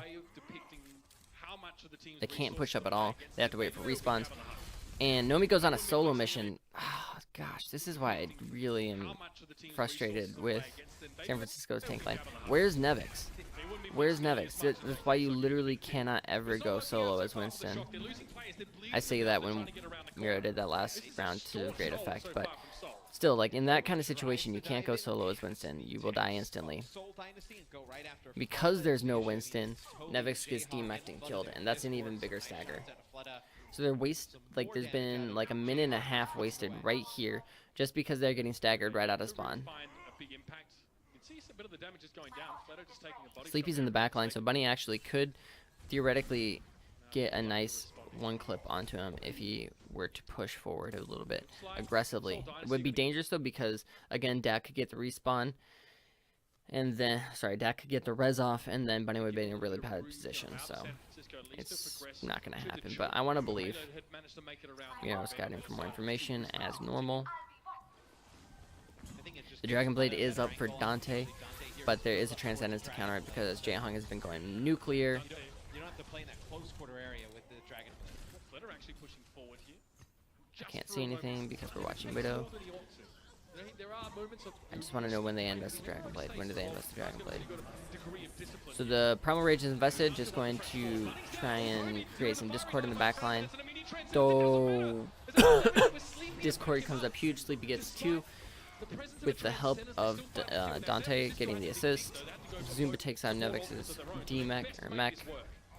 That's not going to be big because there's 2 supports gone from Soul Dynasty, so really is just not enough heals. But Soul Dynasty will have an opportunity to re-engage here. Jaehong and Toby are both back into the fight. Only Zumba isn't here, so it's going to be 5v6 at the onset, but Fleta evens it up. Nice self-destruct to take out Miro. Reses come in. Valkyrie invested by Toby. And Dante is going to be at 87% on the Dragon Blade. There's going to be no Transcendence to pick that off by. Oh, sick play. Well, I shouldn't say that sick, but really good play by Toby to pressure out Dante while he's looking for the Dragon Blade opportunity. And they're going to hold on to the first point with only a minute left to go for San Francisco. It's going to be really hard to take this, especially because they invested a lot of ultimates into that last fight. They're only going to have the Dragon Blade going into the last minute. Sleepy will probably be able to get his Transcendence up before overtime, but they're going to be Valkyrie-less. And Jaehong's going to be able to match with his own Transcendence. San Francisco still has the spawn advantage coming in, but they're going to have to be really careful, especially with Bunny having his Pulse Bomb. Their tanks are going to have to be on point. Nevix is going to have to get a sick defense matrix off. Otherwise, there's just not going to be any, like, they're just going to kill the tanks immediately. You can see Dante goes in, gets killed. Bunny, or Baby Bay kills Bunny, though. Baby Bay is actually swapped to Widow. Wait, no, he's always on Widow. What am I talking about? But Nevix kills Zumba. Where is Bunny going to invest his Pulse Bomb? Is he going to get Nomi? So the Transcendence comes out. What's going on? What's going on? I can't see. Alright, so Baby Bay's in the back. He's going to go on a mission to take him out. But he gets killed by Nevix, and that's probably going to be the point for San Francisco Shock because Miro is bouncing back off the point with his Primal Rage up. He's going to jump in at the last second again to contest with Zumba. But Zumba's being held up in the back line, so that's going to be the point take for San Francisco Shock. Miro jumps out to not get staggered again. And that is going to be a very, very long push. That was a long fight, dude. I'm not going to rewind that. I feel like a shoutcaster at this point. He has his Valkyrie. They opt to back out. Do you have a calculator? No, I don't. You don't have a calculator. No, I don't. How do you not have a calculator? I use my phone. That's fair. Like a non-idiot. Well, no, but for school, you can't use your phone. I don't take math classes. Also, I'm in the middle of something, dude. Cool. Have fun. Anyways, so Dante's gonna have the Pulse Bomb up, and Valkyrie is up for Dak. So we got an interesting fight coming up next. You can see that Seoul Dynasty is positioned on the high ground. With okay, so Zuma's going in, but that's just a fake out. Seoul Dynasty's backing out again. The high ground's been given up, so Baby could theoretically get up on there and have sight lines if he wanted to. Yeah, he goes up. Jaehong's in the back line. Jaehong's in the back line, so there's a very real chance that Baby could get a nice pick onto him.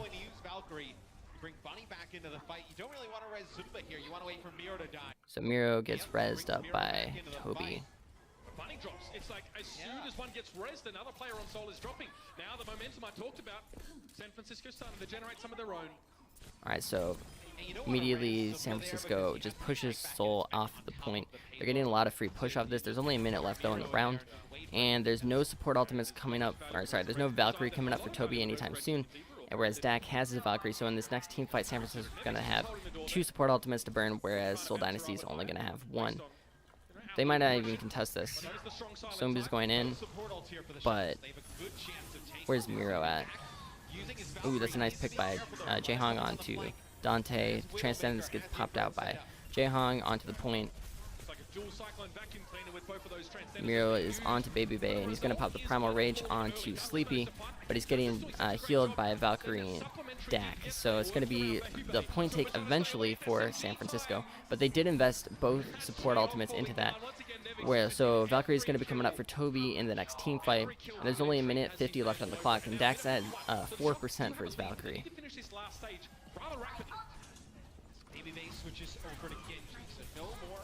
Alright, so Miro dives onto the high ground. They're getting control of that. Nomi's at half health, and he has no shield, so he's going to have to be very careful coming into the next fight. Zumba takes out Baby Bay, and the self-destruct comes out from Zumba. Gets Sleepy, so that's going to be a huge stagger. That's going to be a team fight win for Seoul Dynasty, which means that there's only a minute and 30 left on the board. The staggers are coming in, and it's going to be another like 20 seconds before San Francisco can regroup, and Dak is only at 40% on his Valkyrie.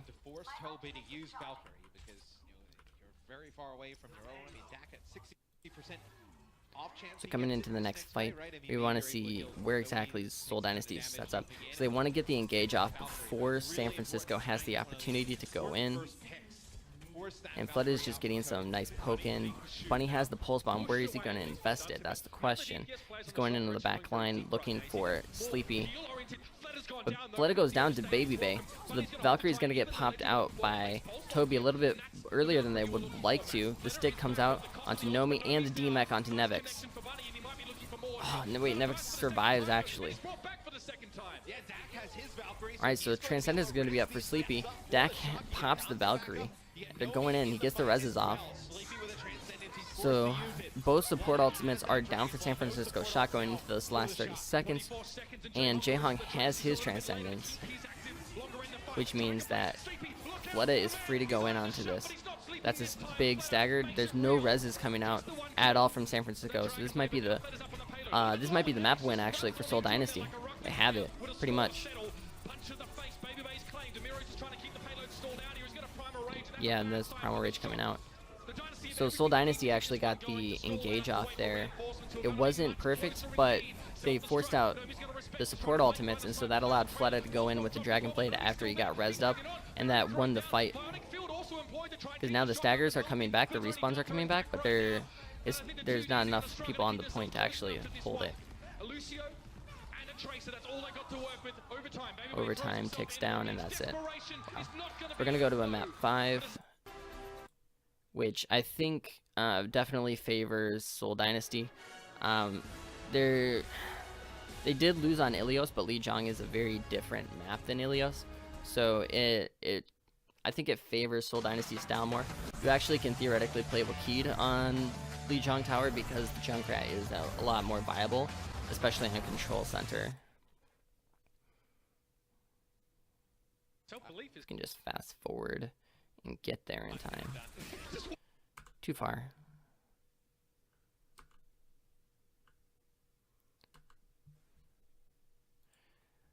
Alright, so going in we have, well, so Seoul Dynasty is not playing Wakid. We got Fleta, Bunny, and then they're playing a full dive composition. No Mercy for Seoul Dynasty. They have instead Lucio and the Zenyatta, and then San Francisco is playing a dive composition as well, except they have Baby Bay on the Pharah and they have Sleepy on the Mercy, which is pretty much standard for the night market. We definitely look at watching this DPS matchup. Since there is no Pharah coming out from Seoul Dynasty, but we gotta watch this to see how they deal with Baby Bay's Pharah. It's going to be very important to see what they do. They can just play inside the pagoda and just completely ignore that open ground, and then that allows Zumba a lot of room to actually get in there. But Baby Bay actually takes out Fleta right away. There's no peel coming out for him. So Dante goes for the backline, but the response from Miro and the rest of the tanks is pretty much immediate, and so even though Ryojan goes down, Dante gets immediately punished, and they should be able to res out Jaehong. But the map, or the point take, will come in for San Francisco. Bunny just goes for a little bit of a stall, and Sleepy goes down in the ensuing chaos to Fleta. We don't actually see how that happens, but Fleta has swapped to the Pharah off the Genji, so they're gonna go Pharah to Pharah instead of trying to play the Genji into the Pharah. Which means that, so Bunny has the pulse bomb here. Who does he stick? There's no more defense matrix coming out because the D-Mech has come out, so Nomi will go down to the pulse bomb, and that's basically going to be an easy retake from Seoul Dynasty. Basically what happened is they basically just demeched Nevix because there was no Mercy healing coming down on them because Flood had already gotten the kill on the Sleepy. And then as soon as the D-Mech goes down, Bunny goes in for the stick onto Nomi, and once the tanks are gone, the fight is over. Interesting. He's found Dak. He actually found Sleepy just before, so he's doing a very great job of finding both of the supports. And just as Baby Bay finds Flitter, gets a little bit of that catharsis he was looking for in Eichenwald, Bunny just starts running absolutely rampant. I'll give him one more, Dante, may as well. He's got 4 of you.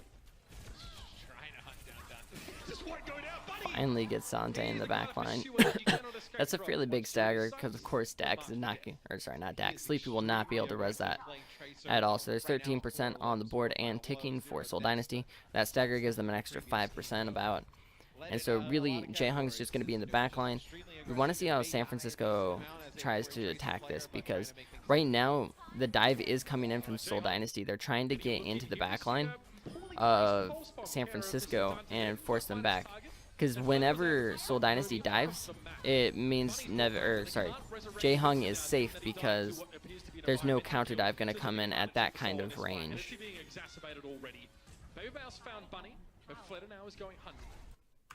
I didn't really see what happened at all because we were focused on Jae-Hung's viewpoint, and basically it's impossible to see what happens.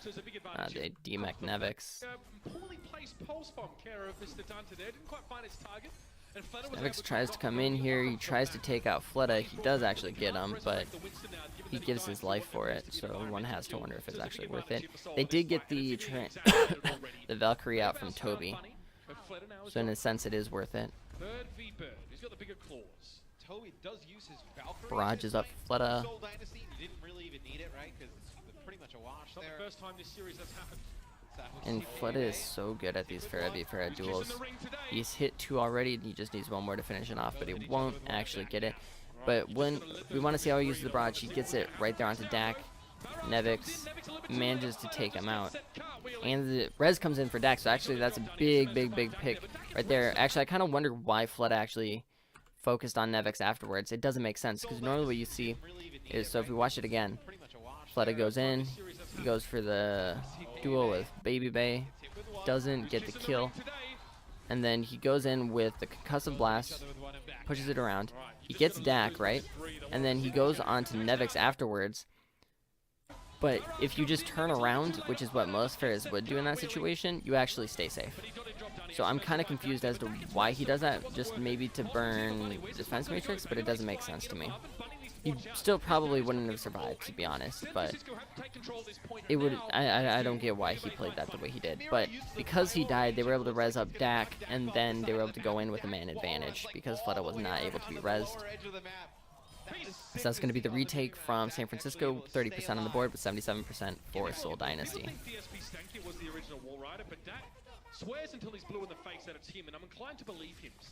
So the Bunny has pulse bomb, so does Dante, so it's going to be important to see how... Okay, so yeah, Nomi goes down right away to the pulse bomb, and as soon as that goes in, both tanks from Seoul Dynasty are diving into the backline. Dante does take out Miro to even them up, but now Zumba is positioned on the point, zoning people out.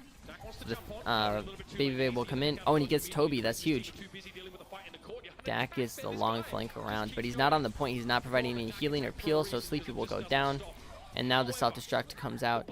Dak is nowhere to be seen, and this Lucio pick really hasn't been working out as well as one would have hoped. Dak is on Ilios. He played a really aggressive style, at least on the first point, where he was constantly diving onto Jae-Hung in the backline with Dante, but they haven't really been able to get that style to work on Lijiang Tower. They haven't even really attempted it because it doesn't work as well because you have these super long sight lines, so the angles at which Dak can come from are a lot more obvious, I guess. He's not going to surprise you, basically.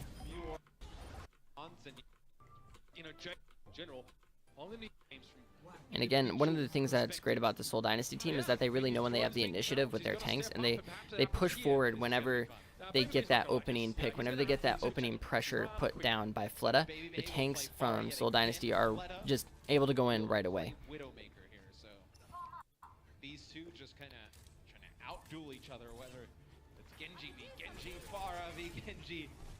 So this is really smart from Seoul Dynasty. What they're doing is they're using their tanks to, well, what they were trying to do is they're trying to use their tanks to push San Francisco into the sightlines of Fleta, because Fleta is peeking this angle, and so if they're pushing forward with Bunny and Miro and Zumba, San Francisco has to retreat into Fleta, and then he gets the picks. But San Francisco knows what's going on, and so they dive straight into the team of Seoul Dynasty, and Fleta's got to do a quick reposition because he's not getting any pressure down. But Nevix goes down. They punish Nevix with the Discord, basically. So Jae-Hung gets the Discord onto Nevix. He gets demeched, and that's big. And one has to wonder why he wasn't getting healed as hard by Dak, because Dak should have been pocketing him at that point, really. And I don't know why he wasn't. We didn't really get to see Dak's point of view of what was going on, so can't see everything, unfortunately. But Dante actually gets a really nice pick on a Jae-Hung, and then Fleta dies to Baby Bay. So even though Bunny gets a really good pick onto Sleepy, it's going to be really hard to keep this point. So they're just going to play the stall game, and San Francisco will have the first take. They found 3 kills in that last fight. Huge. Nomi does fall. I fast forwarded too far. Francisco shows Toby, though, does use Valkyrie. Bunny and Zumba go down. Toby reses up Bunny. They actually popped the Valkyrie here to go in on this. But it kind of looks like that was a bit of a waste because... So Bunny actually gets 2, though. He gets Nomi and Baby Bay, and they're going in. He almost has his Pulse Bomb back. The Discord is down onto Dante. And Dak goes down. So they actually, even though that was a really suspect use of Valkyrie by Toby, Bunny actually goes big and manages to get 3 picks there in that fight, which allowed them to get back onto the point and retake. So Nomi's at, he's got his Primal Rage. Sleepy's coming up on Valkyrie, whereas the Valkyrie from Toby was just used, so they're actually not going to have that for a decent amount of time, but Jae-Hung will have the Transcendence. Of course, the Valkyrie is always the stronger ultimate, and so you give the advantage to the team with the Valkyrie.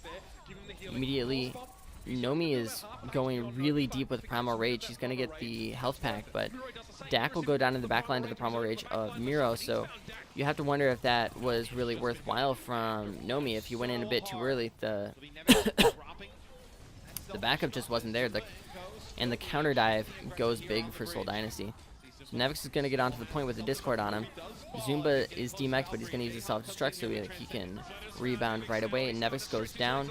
And so basically at this point, Nomi's the last tank left on the board for San Francisco, and he's going down, so that's 50% on the board for Seoul Dynasty with only 30% on the board for San Francisco. And that's a stagger onto Dak by Jae-Hung. So it's going to be very rough for San Francisco coming back into the fight. There's a very real possibility at this point that Seoul Dynasty takes this map 2-0 and wins the series because Toby has the Valkyrie, Sleepy has the Valkyrie, and Baby Bay is the only... he's got to make this blade come up huge here. He's got to use it, he's got to invest it, and take out Fleta, but he's getting in there. He's not actually getting anything with it. Bunny takes out Dak, and the res will come up for Toby onto Fleta, but Jae-Hung and Bunny are cleaning up the rest of San Francisco Shock. So even though Sleepy's popped that ultimate, there's more kills on the board than he can actually res. So that's going to be a teamfight win for Seoul Dynasty, and the only ultimate coming up for San Francisco is Dak's Transcendence. He's got it. They're going to have to use it to push onto the point right now, basically. And once that happens, Jae-Hung will have the Transcendence as soon as Dak runs out, and so now there's a healing advantage for Seoul Dynasty, and that's going to be them wiping the board with the ult advantage, basically. That's it. It's over. The map has been won by Seoul Dynasty. So, I mean, what we saw there was, like, as soon as Seoul Dynasty had control of the point, they just didn't let go with it at all. It was really rough for San Francisco trying to get back in there. They used... they dived in a lot of interesting ways, but the big thing was they weren't very coordinated. That's been the story with San Francisco this season. Their tanks haven't had very strong coordination at all, and so when they make these dives try to happen, they can't convert into kills, and that gave Seoul a lot of opportunities to make counter dives, and they got a lot of value out of them because Miro and Zumba were going in at the same time, and Jae-Hung was supporting them with discords from the backline, and Nomi wasn't putting enough pressure down to actually shut that out. So it was a decent showing from San Francisco Shock, managing to take it to 5 games, but I'm kind of surprised that it went that far at all because Seoul Dynasty was able to, I don't know, they just had a lot more pressure in general, so mostly were able to take it that far because of some big hero plays by Dante and Baby Bay and Sleepy. But apart from those 3, this San Francisco team has been struggling a lot. Alright, well, that is my thoughts on this series. Thank you all for watching. I appreciate it. You should leave a follow on my stream, and then you can be notified when I do these in the future. Thanks for watching.